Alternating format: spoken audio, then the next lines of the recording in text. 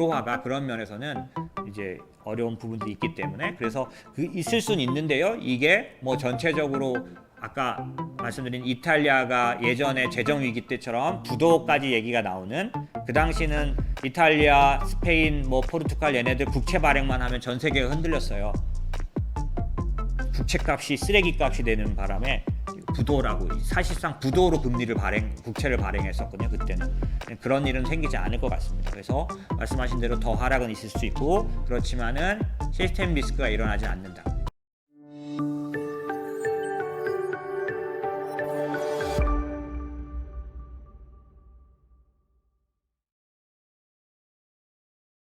요하이님 질문 주셔서 감사합니다.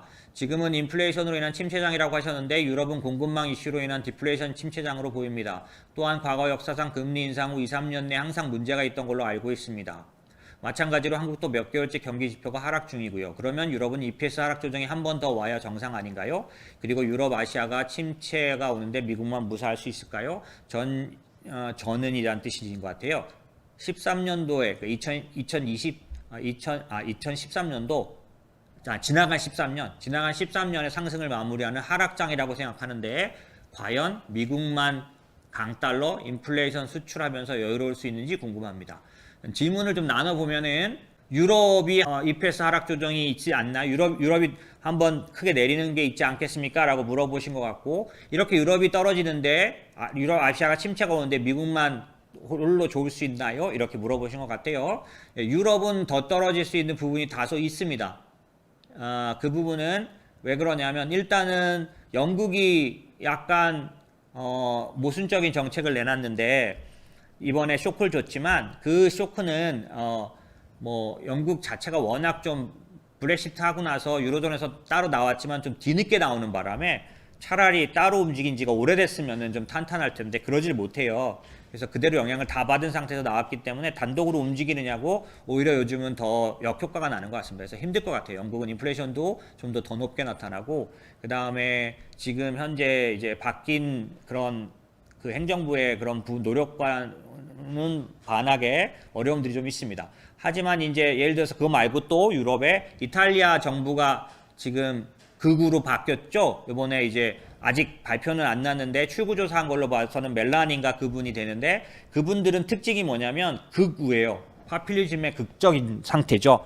그렇기 때문에 아마 이탈리아나 이런 쪽의 나라들이 제일 걱정스러운 게 뭐냐면 뭐가 됐든 어차피 우리가 한 공동체니까 우리는 쓰고 보자. 이게 많아요. 그래서 굉장히 극단적인 정책 쪽으로 가다 보면 유럽이 건전하게 가는 부분에서는 항상 어려움이 있는데 이번에 마리오 드라기 하차하고 그 다음에 극우로 바뀌고 이런 것들이 이탈리아가 어려움을 주는데 이탈리아는 굉장히 중요한 나라입니다. 왜냐하면 제가 말씀드렸듯이 독일 국채와 이탈리아 국채를 비교해서 유럽의 위기를 판단하세요 라고 말할 정도로 지금 이탈리아 국채는 420-30bp 밖에 안 되니까 독일 국채 2% 하고 했을 때 230, 40밖에 안 벌어졌어요. 이게 400bp, 600bp까지 벌어지면 거의 위기 국면입니다. 그렇기 때문에 아직은 그렇게 위험하지 않은데 흔들린 부분은 많이 있어요. 아까 이제 이탈리아도 얘기를 들었지만 독일도 이 어려운 지금 뭐 딴 때보다 훨씬 더 이제 어려운 부분들이 있는 부분이 있고요. 유럽에는 또 그 에너지 의존도가 높은 부분이 있잖아요. 그래서 올해까지는 어려움들이 있는데 그런 부분들은 이제 쌓아놓은 천연가스를 통해서 이미 이제 어느 정도 목표를 넘어간 것 같아요. 그리고 내년도 봄이 되면 대책이 좀 있습니다. 그 다음에 뭐 여러 가지 것들을 봤을 때 올해 겨울이 고비인 거는 맞는데 사실 뭐 이렇게 무한정 그렇게 생각 없이 지금 무방비 상태는 아니에요. 하지만 유럽이 힘들 수 있는 왜냐하면 이제 유로화가 그런 면에서는 이제 어려운 부분들이 있기 때문에 그래서 있을 수는 있는데요. 이게 뭐 전체적으로 아까 말씀드린 이탈리아가 예전에 재정 위기 때처럼 부도까지 얘기가 나오는 그 당시는 이탈리아, 스페인, 뭐 포르투갈 얘네들 국채 발행만 하면 전 세계가 흔들렸어요. 국채값이 쓰레기값이 되는 바람에 부도라고 사실상 부도로 국채를 발행했었거든요. 그때는 그런 일은 생기지 않을 것 같습니다. 그래서 말씀하신 대로 더 하락은 있을 수 있고 그렇지만은 시스템 리스크가 일어나지 않는다. 사실 이제 이런 얘기를 할 때 침체는 침체인데 시스템 리스크로 갈 수 있는 그런 침체는 심각해요. 금융위기 때 같은 그런 거죠. 그리고 몇 번 이제 우리가 겪었는데 만약에 아주 심각한 위기가 오면 주가 많이 흔들립니다. 예를 들어서 어떤 게 동반되면 그러냐면 2016년도에 2015년에 미국이 12월에 금리를 처음 올렸는데 16년도 1, 2월에 전 세계가 패닉에 빠졌어요. 지금처럼 그냥 한 방에 그러니까 길게는 아니고 한 방에 2, 3개월 동안에 그냥 폭포수처럼 빠졌어요. 그 당시 코스피 1600 간다고 신문에 막 났으니까 인터넷 찾아보세요. 그때 왜 그런 일이 있었냐면 중국이 마구 흔들렸습니다. 중국 부도설. 지금 그런 일이 안 생기기 때문에 저희가 시스템 리스크로 가지 않는다고 말하는 거예요.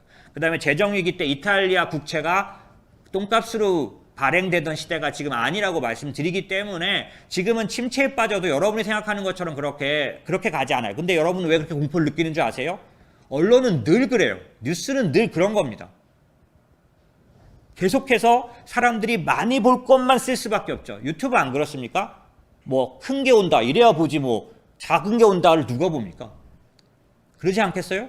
전부 다 심각한 얘기를 할 수밖에 없어서 2008년 금융위기 때도 그랬고 2013년 재정위기 때도 그랬고 뭐 코로나 때는 아니었을까요? 아주 강력한 얘기들만이 먹히는 거죠, 뉴스라는 게. 그러니까 여러분은 여기서 받고 저기서 받고 막 들리기 때문에 공포감이, 지금 그런 공포는 안 드세요? 혹시 핵전쟁은 나는 거 아니야? 러시아가 핵 꺼내서 자꾸 만지작거리잖아요. 그렇죠? 그것도 알아두세요. 미국이 2차 대전 끝날 때 진해 핵을 썼지만 다시는 핵전쟁이 나지 말아야 되겠다는 것 때문에 이스라엘이 강대국 7개국에 전부 다 핵 관련된 제조 기술을 뿌렸어요. 여러 나라가 핵을 들고 있으면 핵을 쓰지 못합니다. 그런 면들이 있어요. 사실은 정치적이고 역사적으로 그런 배경들을 갖고 있는데 그래서 핵전쟁이 안 난다고는 할 수는 없지만 많이 방어가 되고 있겠죠. 이제 그런데도 불구하고 핵전쟁이 날 수 있다는 얘기를 많이 들으면 뭐 아니라고 말을 할 수가 없죠. 이제 그런 부분들이 기본적으로 우리의 공포를 최고로 올려놓습니다. 하지만 그 극대화된 공포대로 되지 않는다고 저는 설명하고 있는 거예요. 왜? 시스템 리스크가 일어날 리스크가 없어요. 왜? 미국 같은 경우에도 개인들 대출, 기관들 대출, 이 모든 게 버블이 있을 틈이 없었어요. 코로나 터지고 그냥 얼마 안 있다가 지금이 온 거잖아요. 뭐 공급 과잉이 있을 수가 없어요.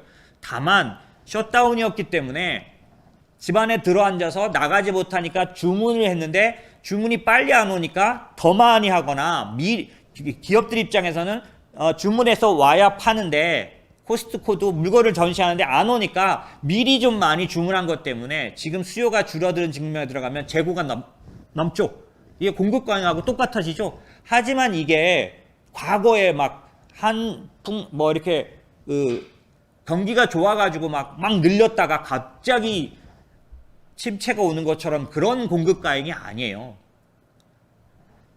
버블이 생길 틈이 없었다. 주택 마찬가지입니다. 미국 주택 경기 나빠지지만 아직도 공급이 부족해요. 그러니까 미국 주택이 박살나서 심각한 침체가, 주택이 박살나면 난리 나죠. 하지만 안 오는 거죠.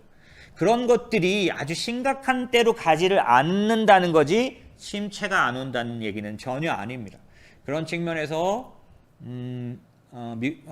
유럽의 위기는 그 정도 개념일 것 같고 유럽과 아시아 침체가 오는데 미국만 무사할 수 당연히 없습니다. 하지만 그 정도는 어느 정도냐에 따라서 미국은 까딱 없는 기간을 상당히 가져갈 수 있어요. 왜? 에너지 독립국. 그 다음에 달러를 갖고 있지 않습니까? 달러는 어떻게 해요? 이렇게 110이 막 올라가면은 어떻게 돼요? 단기적으로는 인플레이션을 억눌러 주고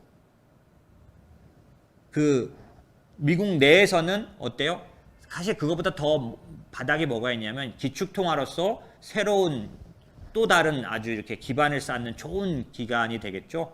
그리고 여타 국가하고 사이에서 상당히 많은 그런 어떤 협상력을 갖게 될 겁니다.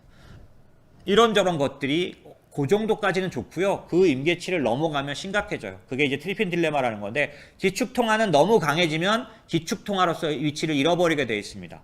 그렇기 때문에 그 정도까지 있죠. 말씀하신 대로 심각한 상황이 오면 미국도 자유롭지 못합니다. 제가 아까 말씀드렸던 2016년도 미국도 상당히 많이 빠졌습니다. 중국 부도설 막 이런 것들이 나오면서 그렇게 이해해 주시면 좋겠네요.